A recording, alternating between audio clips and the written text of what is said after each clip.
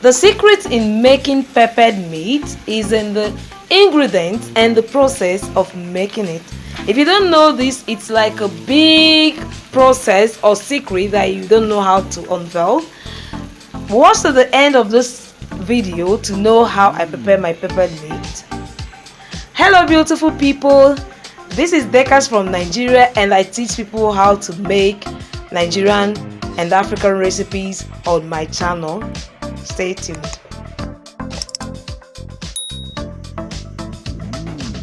So today I'll be teaching you how to make beef peppered meat.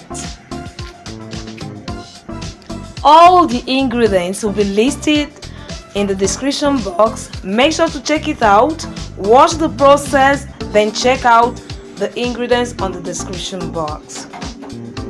I always pay attention to process when preparing anything, food, because it's the process and the ingredients that makes this come out great. Don't over add spices to your peppered meat. If it's the Nigerian peppered meat, don't over add spices. Make it cool with the spices. Start by cooking your meat, making it very tender. If it comes to beef, the process is different. That's why I was telling you I'm preparing the beef one. The chicken one is different because you have to marinate your chicken, but for the beef I needed not to do this. What I did was I was going to add some ingredients, some spices, that will go with this meat and makes it great. Okay, so I'm going to be adding all these ingredients to it, and I'm going to be cooking this meat till it's tender. Remember, it's peppered meat. Peppered meat you use to that goes with the small chops, that is the samosa, spring rolls, puff puff, mussel balls and all that. With them peppered meat, you're going to be cooking something that when people put in their mouth they want another one. So you're going to be cooking this meat till it's very tender. When you're starting to cook this meat, we're not going to be adding water. We allow the water to cook with the spices first before we now re-add water to make sure that the meat is well cooked, that it's very soft. So the ingredients for the saucing, I'm going to be using Scotch Bonet peppers, onions, garlic and ginger.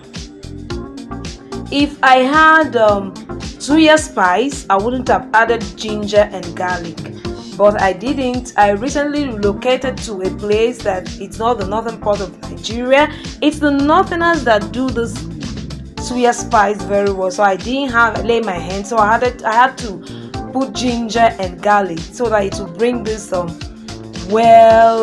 seasoned taste for my saucing. I'm going to be using this for the saucing of the meat after cooking those meats. So I had to blend. When you're blending, you're going to be roughly blending them. You're not going to be blending them smoothly. If you have food processor, you could use that, because me, I had to use blender and I added some small water. If you were using processor, you're not going to be adding water. So you're going to be blending these smoothly and then keeping aside. It will be used later in this video. Okay,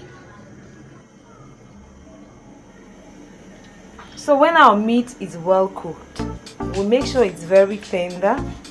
We're going to be setting this aside, draining the meat from the water. Keep the water. You could use it for some other things. You could use it and cook your food. You can keep the meat broth and use it for some other thing while we remove the meat, and then we're going to be frying it in oil. When you're adding the oil, I usually add small oil. That after frying the meat, I will still use the oil and sauce for the peppered meat. So while frying this meat, we're not going to be frying it very dry. This dry that you have to fry, that the meat is going to spoil.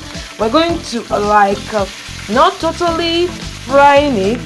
It's going to be in between, not not too dried and not so I don't know how to explain, but it's going to be in the middle. Just know that this meat are not going to be totally dried, and it will be perfect for our saucing, and our peppered meat will now be ready. Okay, I have a video where I prepared chili chicken recipe. I'll drop it in the description. You can check it out. The recipe was amazing. It's not a Nigerian recipe, it's I think a Chinese recipe, but it was amazing. Immediately you remove the fried meat from the oil, you add in your roughly blended pepper, onions, garlic and ginger into the oil. Okay, like I told you, I added some water, so I had to give the sauce time to dry up. I don't add tomatoes. I don't like the taste of tomatoes. You could add chili peppers, that is the shongbo to yours, to make it red, which I don't really buy if you want, but the pepper is always enough for me. Don't add tomatoes. I don't like that taste of tomatoes. It doesn't really make it peppered. So that's it. We're going to be frying it till it's dried. We fry very well. When it's dried, we start adding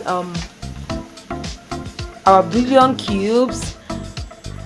Just add bouillon cubes, especially when the meat is small, so that it doesn't get salty.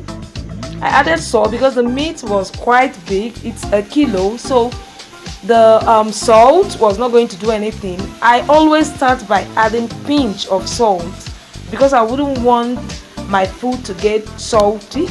So we're going to just add salt, the seasoning cubes to this, and test it.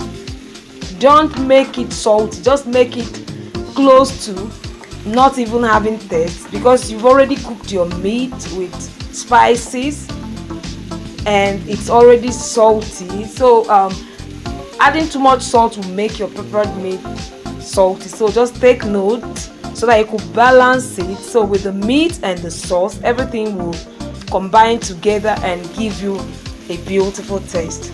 And that's just it, and that's that for your peppered meat. It's ready to be enjoyed. You just fry for like 10 more minutes and voila, your meat is ready to... Thank you so much for my growing family. Thank you for returning subscribers. Thank you for new subscribers. Thank you guys for your engagement. If you're interested in this kind of content, please don't forget to subscribe, drop a comment, like the video, share the video. Bye. See you in my other videos.